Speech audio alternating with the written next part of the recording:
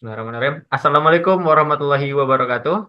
Waalaikumsalam warahmatullahi wabarakatuh. Selamat siang, Pak Hastari. Kami dari kelompok Wahyu sebagai ketua kelompok akan mempresentasikan hasil proyek kami dalam mata kuliah Development Framework yang sudah kita kerjakan selama 1 semester ini. Proyek ini adalah sebuah web sistem informasi sederhana yang di dalamnya memuat 8 fitur sesuai ketentuan, minimal 8 fitur, dan beberapa fitur di dalamnya memuat fitur CRUD. Tapi nggak semuanya ada CRUD. Kita langsung saja ke presentasi bentuk webnya. Web ini adalah web untuk sistem informasi salah satu UKM yang ada di Amikom, yaitu Imadikom, yang kebetulan kita juga bagian dari UKM ini. Web ini adalah sistem informasi yang memuat data-data mengenai pengurus, anggota, alumni, proker, jadwal, dan lain-lain sebagainya sebanyak 8 fitur. Yang pertama adalah fitur Home. Fitur Home ini memuat fitur di dalamnya adalah read saja, yaitu yang berguna untuk menampilkan gambar dan juga data yang ada di dalam database. Gambar yang diambil adalah gambar dari dokumentasi, codingannya akan terlihat seperti ini. Yang terlihat seperti di dalam home controller, di mana di sini akan mengambilkan view home dari user yang ada. Brewnya di sini ada fitur pengurus. Di sistem pengurus ini kita bisa menambahkan daftar pengurus dengan CRUD. Di sini juga ada fitur search-nya untuk mencari nama divisi atau jabatan dari pengurus yang ada. Untuk nambah fitur nambah ataupun menambahkan data yang ada di sini, kita harus login dulu.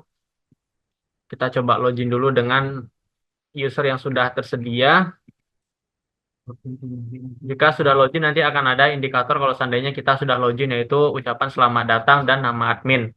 Lalu kalau seandainya kita mengakses bagian berikutnya, baru bakal ada pilihan tambah pengurus.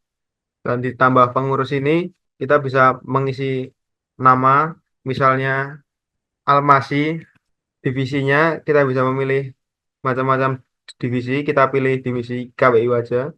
Di jabatan kita bisa pilih anggota, dan nomor identitasnya kita isi 1 2 3 4 5 6. Alamatnya kita di sini Amikom aja. Emailnya kita isi, nomor teleponnya, kelasnya kita isi D3TI, fotonya, kemudian angkatannya kita isi 22. Ini sukses, sukses menambahkannya. Dan di codingannya, bagian codingannya ini bagian controller dari pengurusnya. Ini ada function dari create-nya. Nah, ini untuk fungsi editnya. Dan untuk ini model pengurusnya buat menyambungannya ke database-nya. Dan ini adalah database-nya. Kita di sini menggunakan MySQL. Dan ini untuk tabel pengurusnya. Ini tadi yang kita baru saja tambahkan, Almasi. Mungkin itu saja. Terus selanjutnya akan dilanjutkan teman saya. Baik, selanjutnya di sini terdapat fitur daftar anggota Imadikom. Untuk di sini kita juga bisa menambahkan anggota kurang lebih sama seperti tadi. Terus kita di sini melakukan edit. Kita coba edit aja di sini. Untuk namanya kita jadi Wahyu. Kita save, simpan. Nah, di sini udah ada perubahan Wahyu dan di atasnya terdapat juga pesan yaitu data berhasil diperbarui.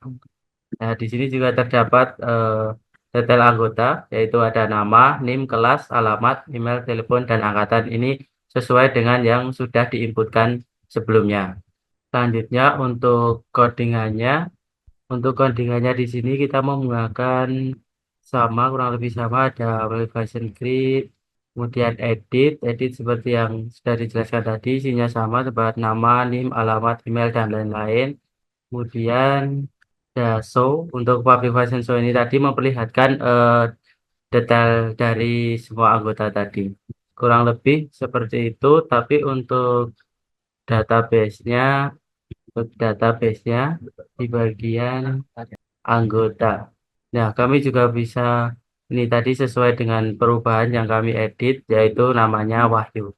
Mungkin di bagian edit itu aja yang bisa saya sampaikan. Untuk yang lainnya akan dilanjutkan oleh teman saya.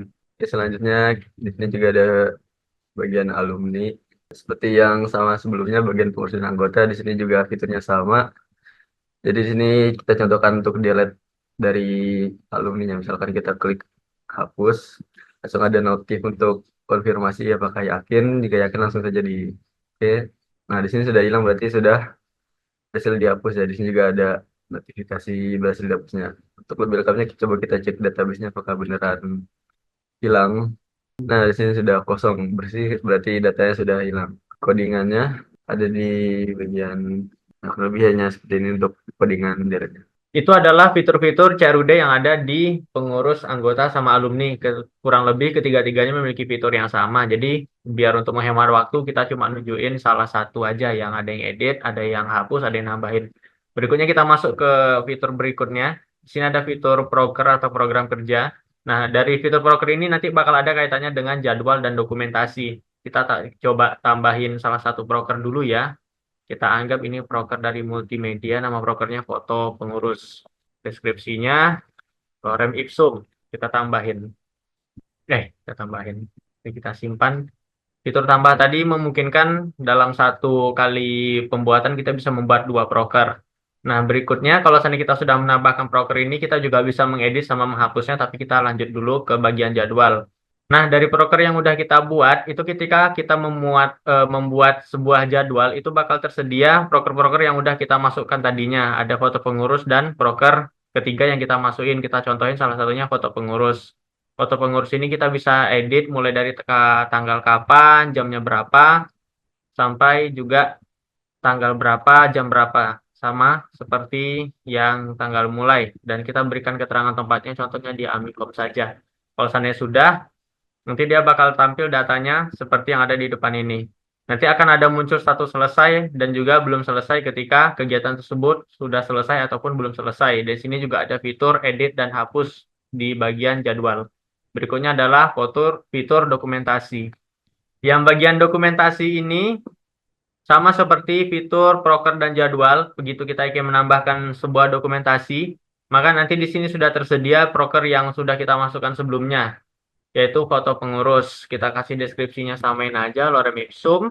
Nah, kalau tanggalnya, ini tanggalnya belum sama dengan yang sebelumnya. Kalau sebelumnya otomatis, yang ini tanggalnya masih manual. Kita isi aja lengkap-lengkap, terus dokumentasinya kita pilih yang sembarangan aja dulu. Kalau sudah, silakan disimpan dan nantinya bakal muncul dokumentasi baru yang ada di bawah ini, yaitu foto pengurus. Jadi antara fitur proker, jadwal, dan juga dokumentasi itu memiliki keterkaitan di database-nya.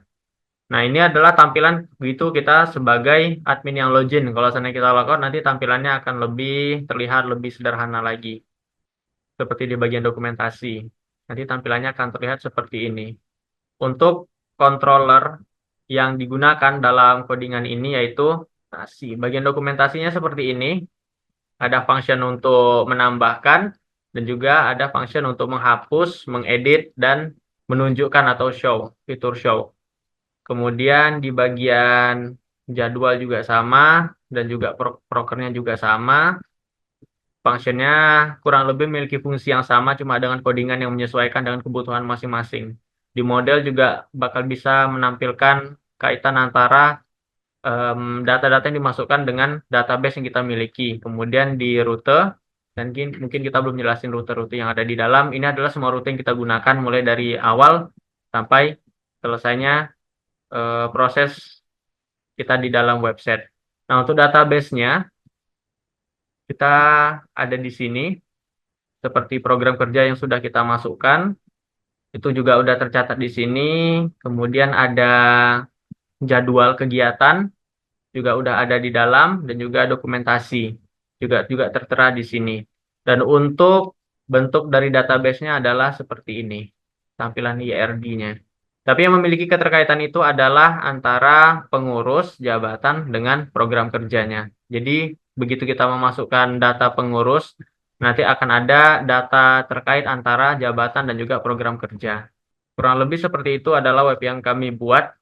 Jadi ini adalah 8 fitur yang kita buat dalam kesempatan UAS kali ini, yaitu ada fitur home yang di dalamnya Bulletin View, kemudian fitur pengurus yang di dalamnya ada CRUD, kemudian ada anggota yang di dalamnya juga ada CRUD, fitur alumni juga sama, di dalamnya ada CRUD, untuk bagian proker sama juga menggunakan CRUD, bagian jadwal sama menggunakan CRUD, dan juga dokumentasi juga menggunakan fitur CRUD. Dan untuk login itu menggunakan fitur autentikasi yang juga ada kaitannya dengan CRUD. Oke, sekian dulu presentasi kami. Semoga ini bisa memaksimalkan nilai tugas akhir dari mata kuliah Development Framework. Terima kasih dan Assalamualaikum warahmatullahi wabarakatuh. Waalaikumsalam.